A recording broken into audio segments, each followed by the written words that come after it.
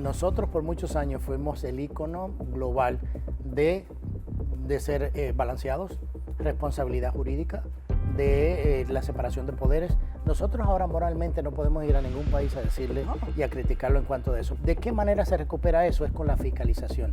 Gente tiene que ir a la cárcel. La señora entonces vicepresidente estuvo al lado del presidente y sabía lo que estaba ocurriendo. Y si no lo sabía, que explique entonces cómo es posible que dieran esa especie de golpe de Estado interno para sacar a Biden de una candidatura a la presidencia, si es que estaba a 10 puntos, como ellos decían, y ponerle ahí a dedo. Yo creo que se están comenzando a quitar los guantes a algunos periodistas, algo que debieron de hacer por los 4 años. Por la razón por la cual el periodismo ha pedido la confiabilidad con la audiencia es que durante 4 años fue el ataque frontal en contra del presidente Trump en su momento. Llega Biden, luna de miel, llega Trump encima de Trump. Y en de las nuevo. condiciones además de Biden. Exactamente. Entonces yo creo que se han dado cuenta que al perder toda la credibilidad no les queda otra cosa que hacer las preguntas pertinentes que tenían que hacer. Y eso fue el caso con la ex vicepresidenta. Le hicieron las preguntas que debieron de hacer en su momento. O sea, en realidad se rompió el protocolo democrático de que la gente votara en las primarias para darle el ticket al expresidente Biden, lo sacan y la ponen a ella sin ningún tipo de proceso. Entonces ella no puede contestar eso, porque fue hecho por ellos mismos.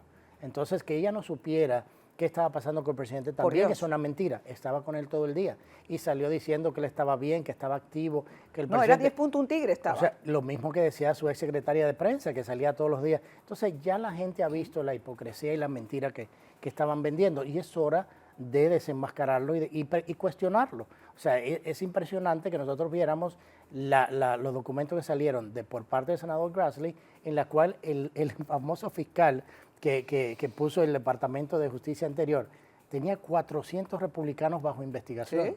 Una persecución política como si fuera cualquier país socialista del mundo, donde pasan en dictaduras, pasan ese tipo de cosas, que tú investigas y mandas a poner preso a tus opositores políticos. Eso estaba pasando en la administración pasada. Y las bolsas de documentación relativas al mayor escándalo de corrupción política, con el famoso Russia Collusion, metidas en algunas habitaciones del FBI que han sido descubiertas en bolsas de basura. Alguien le dijo quémalas y se les olvidó quemarlas y estaban ahí. Exacto. Y las están encontrando ahora. Entonces, el problema ahora es que cuando se reacciona, porque hay 2 factores. Uno, el que está chupando del bote ahora, pese a haber tenido el descaro durante mucho tiempo, periodistas, decir eso no está ocurriendo, eso es la línea conservadora, él está, vamos, como te digo, 10 puntos, está... Y posterior al debate, donde ya se vio realmente que el señor estaba en un metaverso del Lululand, donde está absolutamente perdido, como veníamos diciendo todos, entonces hacen libros. Y entonces hablan de lo que estaba pasando y entonces es como que el rechazo a los demócratas porque yo no podía tolerar lo que estaba pasando. Oiga, si usted fue parte de lo que estaba pasando, usted mintió consistentemente a la audiencia y a los periodistas, en el caso de Karine Jean-Pierre, cuando estaba como jefe de prensa. Y luego tiene por otro a los... Leticia James y a Comey y a todos los que les siguen, que ahora se reacciona para que respondan por qué actuaron de la forma que actuaron y te dicen, no, eso es una venganza. No, lo que pasa es que la audiencia tiene que entender, nosotros por muchos años fuimos el ícono global de ser balanceados, responsabilidad jurídica, de la separación de poderes. Nosotros ahora moralmente no podemos ir a ningún país a decirle y a criticarlo en cuanto a eso. ¿Por qué? Porque tuvimos injerencia en las elecciones, hicimos persecución política, nos olvidamos del Estado de Derecho, entonces no podemos. ¿De qué manera se recupera eso? Es con la fiscalización. Gente tiene que ir a la cárcel y no es por persecución política, sino es para preservar la solidez de las instituciones democráticas de Estados Unidos que han hecho lo que es.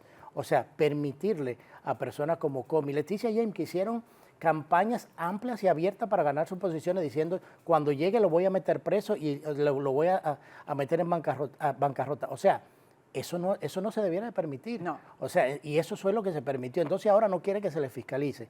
Tienen que fiscalizarlo porque violaron la ley por inventarse cargos, por hacer colusión con jueces corruptos para llevar a una persona a la cárcel. Lo hicieron no solamente con el presidente actual, sino con muchos de sus asesores. Pero mira, muchas de las cosas que están pasando, Willy, ayer, por ejemplo, se va a empezar a investigar el tema del autopen, que fue otra de las cosas más cuestionadas en la historia de los Estados Unidos. Eso es un privilegio que tiene el presidente, el poder indultar, el poder firmar decretos, es algo presidencial, que él puede quizá utilizar un autopen, pero ¿quién utilizó el autopen cuando el presidente no estaba? Él ha dicho dicho que solo se acuerda de uno de los indultos, que es el de su hijo. No es ¿Y que el resto? No es que se acuerda, es que la investigación que hizo el Congreso, el único documento Que está de firmado los con... miles que se firmaron, era solamente uno que él firmó con su mano, que fue el indulto de su hijo.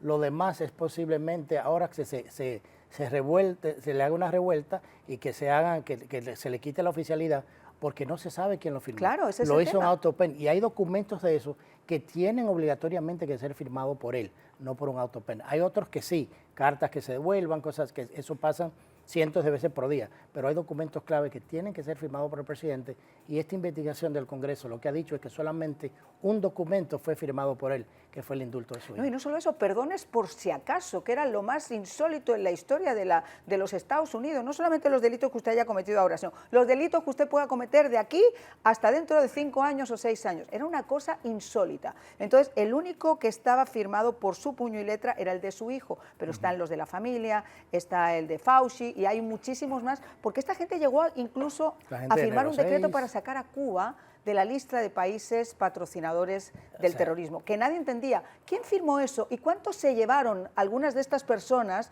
por hacer esos movimientos, Willy? Esa es la pregunta. Yo creo que la otra parte de la investigación ahora, ¿qué tratos hubo detrás del humo, detrás de la cortina, como dicen, para que se llegaran a esa firma? Perdón, eso se negoció.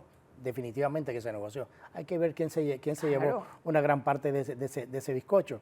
Pero es serio de que un presidente que estaba obviamente no al 100% en sus funciones, y que gente detrás de él estuvo haciendo estas marimañas y que ahora nos estamos enterando. Y yo creo que por eso es importante la fiscalización. Si no, vamos a perder más de lo que ya hemos perdido en cuanto a credibilidad a nivel global como nación, que mucha gente nos tomaba como ejemplo por muchos años, y ahora no lo somos. Vamos a hablar un poquito de ese mal llamado socialismo del siglo XXI y específicamente sobre Cuba.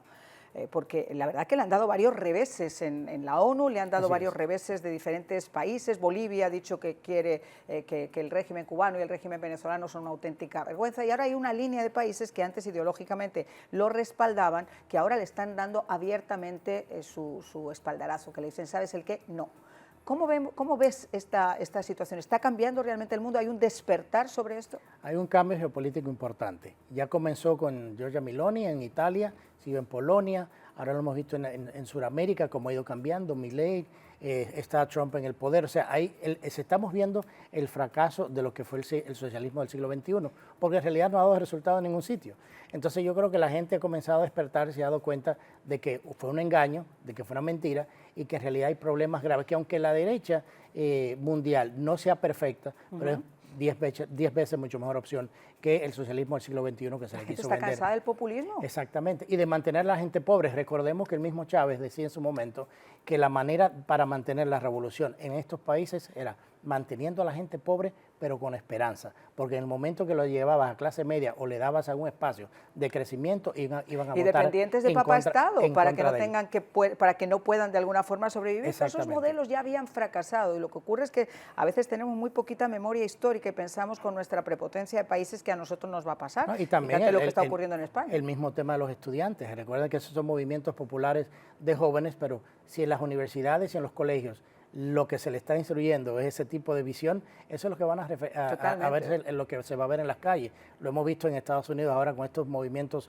socialistas en Estados Unidos, que son en su mayoría son jóvenes o también retirados, que están en las calles protestando por cosas que sabemos que no lo podrían hacer en ninguno de estos países que manejan el socialismo del siglo XXI. Totalmente. Vamos a escuchar qué fue lo que dijo Mike Waltz, el embajador de Estados Unidos ante la ONU, para ponerle cara y guinda a esto que estamos hablando. I would suggest that our member states stop appeasing the regime with their votes and instead use this vote to send the world a message. I would encourage you to send the regime in Havana a message and send the Cuban people a message. Stop using this vote to blame them and blame all of its economic problems on the United States. No government in history has ever made a communist economy work. Willy. O sea, más claro de ahí, yo creo que no. Recordemos que en Cuba el régimen necesita tener un archienemigo, y el archienemigo es el embargo. Cuba tiene relaciones económicas con muchísimos países, pero toda la culpa de todas las políticas fallidas del régimen es el embargo. Y eso tiene que tiene que terminar, o sea, ya lo hemos visto, el voto en la ONU fue parte de eso, muchos se abstuvieron y dijeron no, nosotros no queremos participar en eso, otros dijeron directamente no, no estamos de acuerdo con eso, aunque todavía hubo una mayoría que votó a favor, pero se está viendo cómo esto ha venido cambiando, lo que ha sido esta política hacia el régimen por muchos años, y lo que pasa es que ya no se puede mantener esa política, ya no le pueden cerrar los ojos a la gente, pero hay que pensar también que muchas generaciones de cubanos nacieron bajo la revolución, claro, y tienen una mentalidad que fue creada y diseñada en la revolución, pero ahora tienen acceso a internet, ahora tienen acceso a otras informaciones que antes no tenían y han comenzado a despertar. Y la gente a nivel global se ha dado cuenta que por más influencia que Cuba haya tenido, en muchos de los países no ha sido ni ha llevado al bien, no, siempre claro ha terminado en no. una mala posición. Y además déjame decirte otra cosa sobre el tema del embargo. Cuando yo vine la primera vez de Europa, obviamente la visión de Cuba que te venden en Europa a través de FITUR, a través de IFEMA, a través de las convenciones de turismo, a través de los relacionistas públicos que tienen estos regímenes, estos lobistas que tienen en la Comisión Europea y que tienen en diferentes países, era algo diferente. La música, de alguna manera, cierta cultura también apoyó para tener una imagen idílica de lo que era esa Cuba que representaba un asesino como el Che Guevara y como Castro. Cuando uno llega acá y te das cuenta de el dolor, palpas la realidad con las personas que tienes a tu alrededor, que se han visto obligadas a salir en esas circunstancias de Cuba, que mantienen a sus familias en esas circunstancias en Cuba. Y un embargo, amigo, que solamente le afecta a Estados Unidos, porque Cuba puede negociar con cualquier país del mundo que le dé la santísima gana. De hecho, Estados Unidos le manda apoyo para aburrir. El tema es cómo se maneja y cuánto dinero de eso se roba. Una pregunta muy sencilla para la audiencia. Cuba y República Dominicana son dos países idénticos. Mismo clima, la misma cultura, es exactamente lo mismo. Y solamente hay que ver la diferencia del progreso de República Dominicana, un país que crece 4, 5, 6% económicamente, millones de turistas al año, un desarrollo, aunque sea tercer mundo, pero apuntando en primer mundo, y veamos lo que ha pasado en Cuba en los últimos 60 años. No, miremos lo que era la Cuba antes de la revolución y miremos era la joya del el Caribe. Desastre de lo que estamos viendo ahora. ¿Y sabes lo que más duele? Darte cuenta que esta gente es capaz de decirle ante la llegada del huracán Melissa que se vayan a cuevas, literalmente no tienen refugios, cuevas. Ayer estábamos hablando que les habían hecho un llamamiento para alojarlos en cuevas. Cuando tienen 18.000 millones de dólares en los paraísos fiscales como Luxemburgo, como Panamá, etcétera, etcétera. Yo recuerdo en una investigación que hicimos cuando yo estaba en el otro programa, sobre López Calleja, el que entonces manejaba, era el delfín cubano que manejaba Gaesa, el emporio militar de los cubanos, y esa gente estaba echando un perfil a esas bóvedas que tienen maravillosas donde depositan el dinero que durante más de 6 decenios han robado sistemáticamente el pueblo cubano. Entonces, me parece muy bien lo que ha hecho Marco Rubio, me parece fantásticamente bien lo que ha hecho el Departamento de Estado, con todo el dolor, porque si tú estás hablando de un país que no tiene realmente fondos para poder ayudar a su pueblo, la solidaridad internacional tiene que prevalecer. Pero cuando tienes un régimen al que encima tú con tu ayuda, porque ellos no tienen vergüenza, a ellos les importa, son bien orgullosos, pero no tienen vergüenza ninguna, son unos desgraciados y no tienen el problema de ponerte la mano para que tú les sigas pagando. Oiga, saque usted de alguna de sus bóvedas 1.000 millones de dólares y apoye lo que debería estar apoyando tanto tiempo. No, esperan la ayuda internacional. Por eso Marco Rubio hizo lo que hizo. Y a diferencia de otras administraciones pasadas, tenemos en Estados Unidos por primera vez un secretario de Estado que viene de la región, que conoce la región y entiende la política de la región.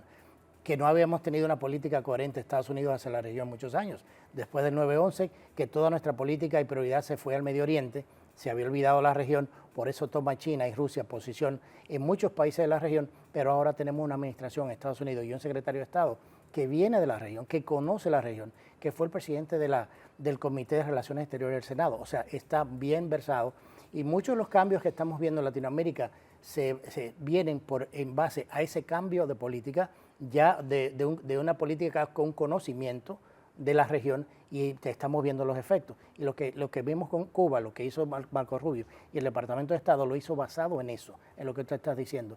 Entendemos que ustedes tienen miles de millones de dólares, utilícenlo, en vez de que se queden con ellos, nosotros vamos a darle ayuda a los países que sí lo necesitan, que no tienen miles de millones de dólares escondidos, porque es nuestra responsabilidad. Creo que fue un mensaje muy directo al régimen.